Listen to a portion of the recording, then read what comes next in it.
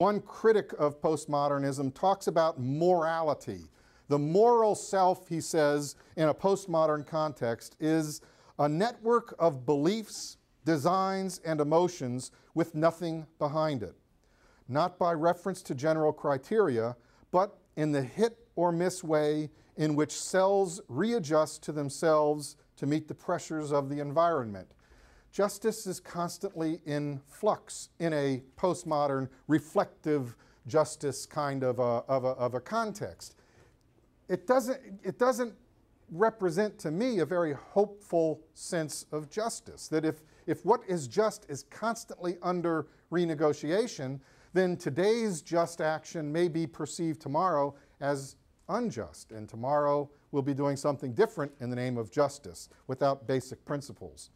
And so I advocate for a reflection on principles of justice moving beyond postmodernism, and I'm going to argue for what I call a hopeful imagination and a pedagogy of liberation to drive our principles of justice and our principles of fairness, in particular as they relate to the death penalty. If you're not familiar with the work of Bruce Arrigo, who has a wonderful little book entitled Social Justice, that's an example of this beyond postmodern critique of justice. Bruce Arrigo is very critical, highly critical of the tone of justice in society today, because we tend to be driven by punitive-based criminal justice expectations without taking into consideration social needs and the needs of society at large and what he calls social justice. And so he advocates for a paradigm reshift or a paradigmatic revolution that transforms our quest for justice from a quest for punitive justice to a quest for what he calls social justice. Some of you may be familiar with movements that are underway, even in Texas, called restorative justice. And that might be part of this beyond postmodern hope.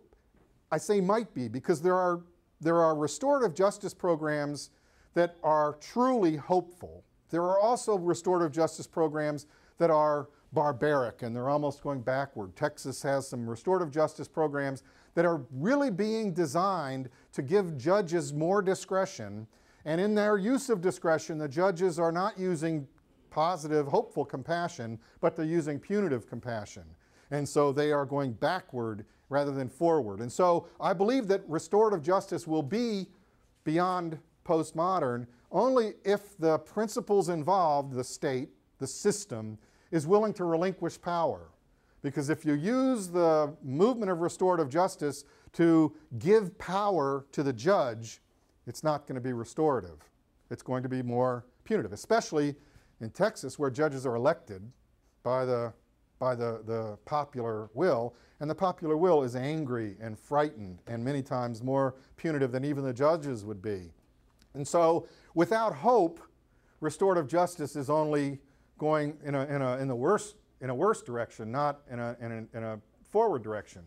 There are efforts underway today to reinstitutionalize the death penalty for non-murder crimes that don't involve taking of life, because people are so outraged at the horror of child abuse or at the horror of some kinds of crimes that involve torture, that even if the victim doesn't die, there is a call for vengeance and for justice, which is, from my perspective, hopeless, not hopeful. I draw this particular principle of a pedagogy of liberation and a hopeful imagination from the work of Paulo Freire. If you're not familiar with Paulo Freire, that's him, and no, it's not me. Some people think that we must be related. He's a Brazilian educator, philosopher of education. He's more frequently, more well known among educators. If any of you have friends or if any of you are studying education to become teachers, invoke the word of Paulo Freire. It's Freire. In Portuguese, they don't pronounce certain letters. But at any rate, Paulo Freire and I must have been connected in some former life. He's written several books. The most familiar one is The Pedagogy of the Oppressed, which was published in English in 1970, Pedagogy of Hope in 1972, and then the last publication, actually published after he died, is Pedagogy of Freedom, which is published in 1998. And Pedagogy of Freedom actually has a subtitle. that's important for our reflections today, because the subtitle of Pedagogy of Freedom is Ethics, Democracy, and Civic Courage. And what Freire asks of us in all of his work, whether we talk about pedagogy of the oppressed or whether we talk about the pedagogy of freedom, what Freire asks of us is to work toward a liberation of oppression, a liberation from oppression, rather than working toward a system that reinforces oppression. And he gives examples, and remember, he's talking about teachers. He's talking about training teachers to be teachers. And we teach at very young age. We teach people to be oppressed.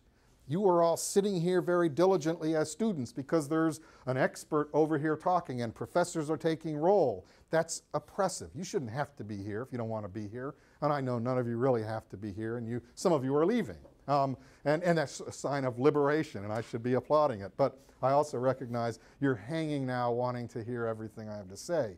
But it's important to note that in Freire's work, he advocates what he calls a co-intentional education.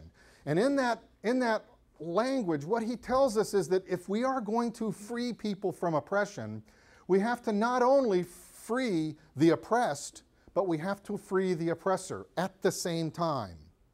And my position is that in the field of criminal justice, the workers in the criminal justice system, many of you aspire to be or are actively employed in criminal justice positions, that you are either going to be or are currently among the most oppressed people in our country, that workers in the system of justice are as oppressed, if not more oppressed, than the people that they are policing or judging or guarding in prisons or executing. And that what we need to do as educators, I propose that Freire's work provides a lesson plan for academicians, in particular criminal justice academicians, that we are educating you to go into professions that are oppressive. And you're going to be oppressed, and you're going to feel the pains of that oppression unless we can enlighten you and hopefully encourage a liberated rather than an oppressed approach to our positions. And that's what I try to do in my career, that's what I try to do in my life, and that's what I do as I stand in front of the Walls unit where the executions take place on a regular basis, and all too regular basis in my hometown.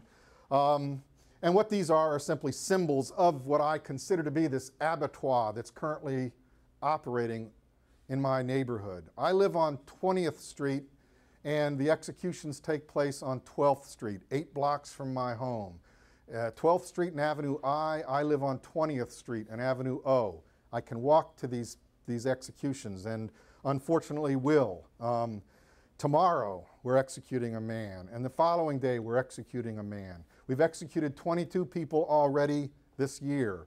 By the end of this following week, when we're going to execute 3 more, we will have executed 27 people in my hometown, where I live and teach criminal justice to students like yourselves and advocate that what we need to do is professionalize our society. I began going to the corner of 12th Street and Avenue I, looking at this building where the executions take place, when I first moved to Texas in 1984. I moved to Texas from Ohio, and prior to moving to Texas, there had been 3 executions in the modern period. And they were highly televised. All of you are too young, but some of you may remember the television displays of these executions. There were college students there. I'm a child of the 60s, and I expected there to be revolution on the streets. And there was revolution on the streets, all right, but they were students like yourselves who were cheering on the executions.